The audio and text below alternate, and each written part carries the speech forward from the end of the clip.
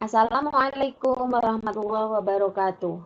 Anak-anak, kali ini Bu Fani akan mengirimkan video penjelasan tentang fungsi rasional. Ya, mohon disimak baik-baik ya. Oke, kita lanjut. Bentuk umum fungsi rasional.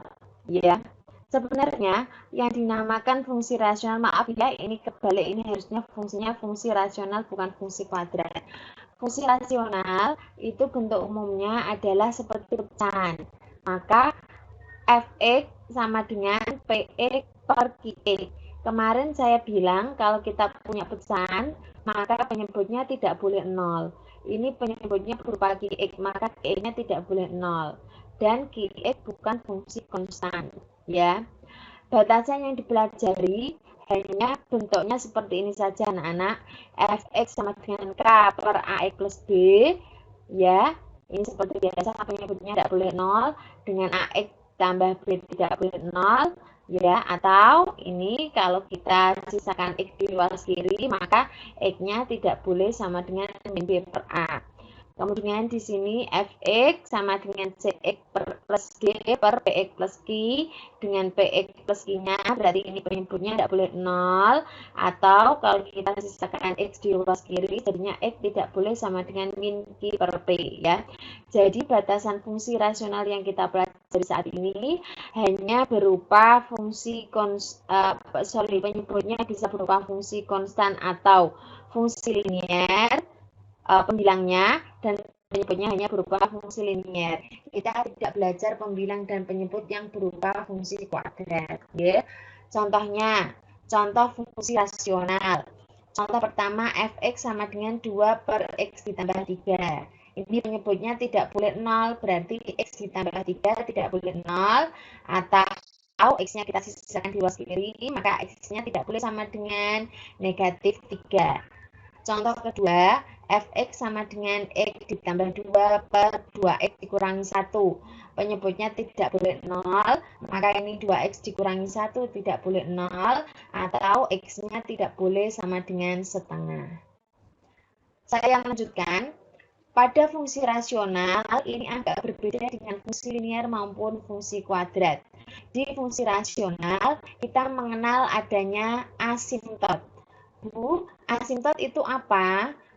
Silakan dibaca bahwa asimtot adalah garis yang terus-menerus didekati oleh kurva sampai jauh tak hingga. Jadi nanti di fungsi rasional itu ada garis yang hanya didekati kurva, tetapi kurva itu tidak akan menyentuh garis tersebut. Maka garis itulah yang dinamakan dengan asimtot. Nanti di fungsi rasional itu kita mengenal yang namanya asimtot datar, tadi bentuknya vertikal, ini digambarkan dengan garis putus-putus di sini, dan asimtot tegak. Asimtot tegaknya berupa garis, asimtot datar berupa garis horizontal, asimtot tegaknya berupa garis vertikal. Perhatikan di sini, asimtot datarnya Y sama dengan K. Dia berupa garis horizontal, persamaan asimtot datar selalu Y sama dengan. Untuk asimtot tegak dia berupa garis vertikal, persamaan asimtot tegak selalu K sama dengan. X sama dengan. Kalau ini gambar ketiga ini yang berupa yang berbackground orange di sini, asimtot datarnya berapa? Asimtot datar selalu Y sama dengan. Y sama dengan berapa ini? Garis titik di sumbu Y yang dilewati asimtot negatif 1. Maka asimtot datarnya Y sama dengan negatif 1. Kemudian asimtot tegaknya ini berapa? Ini X sama dengan 2. Begitu ya anak-anak. Saya lanjutkan. Bu, kalau misalkan tidak diketahui gambarnya, tetapi diketahui fungsinya, cara menentukannya bagaimana?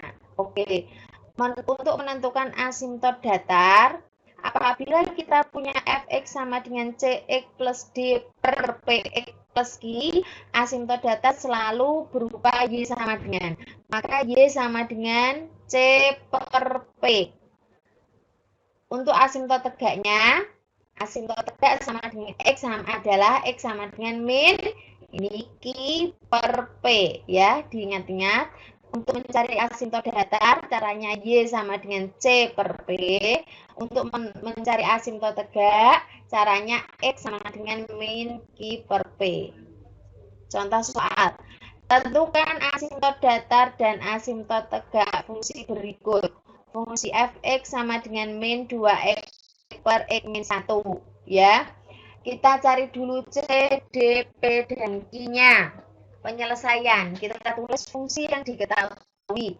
Fx sama dengan min 2x per x min 1. Sesuaikan dengan bentuk umum fungsi fx. Fungsi rasional fx sama dengan cx plus d per px plus i. Maka c-nya ketemu negatif 2, d-nya ketemu 0, p-nya ketemu 1, q-nya ketemu negatif 1. Maka asimptot datar selalu Y sama dengan C per P. C-nya tinggal kita tulis, C-nya negatif 2, P-nya 1. Berarti negatif 2 per 1 sama dengan negatif 2. Asimptot datarnya Y sama dengan negatif 2.